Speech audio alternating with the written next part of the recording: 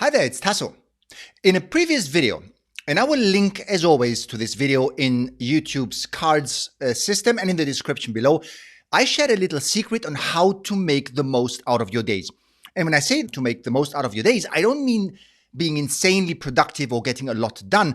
What I was aiming at was to add meaning and fulfillment to your days. I wanted you to get to the end of your day feeling amazing about the day that you've experienced, feeling accomplished and whole. That doesn't happen when you only focus on work. You might recall it was all about having activities around the three key pillars in your day: creating, consuming, and recovering. Today, I wanted to go a little bit deeper in the topic of recovery.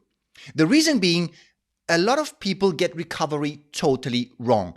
I mean, look at this. When was the last time you came home energized and fully alive to be at your best with your family or friends? Probably not so often. Okay, that happens. Work is draining. But when was the last time you came home tired, wanted to relax, sat in front of the TV on the couch, and felt better after that compared to before? Let me guess. Never. Well, that's because TV doesn't fall under the pillar recovery. It falls under the pillar consuming. Anyways, let me take a step back here and explain this to you. There are three misconceptions, or myths if you want, about recovery that I wanted to bring to your attention. This should give you a small nudge to approach it a little bit differently. Myth 1. I will recover when I sleep. Well, sleep is an important element for recovery. Probably the most important one, no doubt about that. We need to sleep in order to regenerate mentally as well as physically. But here's the sad thing. What is the first thing you'd sacrifice when you have a lot to do? Exactly, sleep. And that's the reason you should not only rely on sleep to get full recovery, simply because, as you see, you can't trust yourself to prioritize something that is so important. Myth number 2, I will recover after work, or during the weekend, or during vacation. Let me guess, I'm pretty sure that in your mind you have separated the day into work, which is the 9 to 5 or 8 to 6 or whatever it is for you, and after work. And be honest, in your mind, you associate the after work time with relaxing from work. When was the last time that actually happened? If you have family, you know that there is nothing relaxing waiting for you at home after a tough day in the office.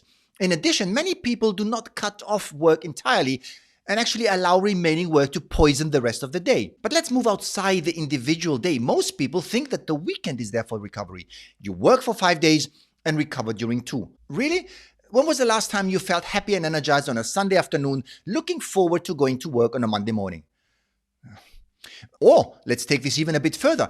Do not all employees have been conditioned to think in terms of work and vacation? Is it not ingrained in our minds that we work, and then we have vacation to recharge? I will ask you again, when was the last time vacation served that purpose? And myth number 3, I will recover watching some TV or browsing in social media and stuff like that. I mentioned it above. Watching TV or browsing the web very rarely leaves us satisfied and energized. Wouldn't you agree? How is your mood after such activities? Why is this? Well, because these activities are not addressing the reason why your batteries have been drained. It's like you are trying to eat soup with a fork. It's not made for this. Let me get to the point. Have you observed any common theme in what I just shared so far? Let me try to summarize this. People rely on sleeping as their only strategic recovery. Strategic here meaning planned or actively pursued. Second, people delay their recovery to the end of the day or to the end of the week or to vacation time. And finally, number 3, people turn to the wrong activities to recover. You with me? Okay, so what can you do? What is the solution to all of this? What would you need to change in order to prioritize recovery and do it the right way? I have 2 things for you today. You must recover throughout the day. No more postponing. For sustainable energy, it is best to recover in small cycles. Not 9 hours work and 3 hours after work. Not 5 days of work and 2 days of weekend. Not months of work and 2 to 3 weeks of vacation. Instead, take breaks after each hour, even if it's just 5 to 10 minutes.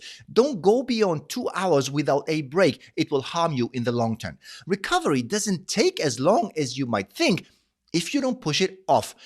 Second point, you must build in those recovery activities into your day that truly recharge you. Look, you might know this or you might not know this. Energy is 4-dimensional.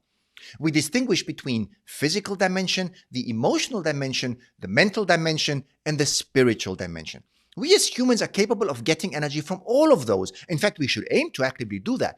And we are draining our energy on all of those 4 dimensions. So recovery strategies must address those 4 dimensions in order to work properly and do what they are supposed to do, meaning recharge you. I don't have so much time in this video to go into detail in regards to energy dimensions, and besides, I have filmed a video that goes a bit more into detail on that. You can watch it here or check the description below for the link to that video. If you want to take something away from this video, let it be this. The big mistake people make is to postpone or delay recovery. You cannot batch recover in order to refuel yourself. It has to happen periodically, consistently, and with the right activities. Okay? If you don't put it off, then it won't take you so long to recover. If you do put it off though, well, you know probably how tough it is to come back from sports injuries that you've been ignoring for a long time, or how tough it is to recover from burnout. We are talking months here. Okay, hope you liked the video today. If you did, hit like and subscribe to prove it to me. Let me know in the comments below what your go-to practices are that help you recharge. I am sure that others would be super interested to get some insights about new stuff that they can try out. I'm looking very much forward to hearing from you. Of course, as always, share the video if you know someone who constantly ignores recovery and work their butt off. Show them that what they do is not helping them and give them an idea what they could do instead. Okay, so until the next time, folks, all the best.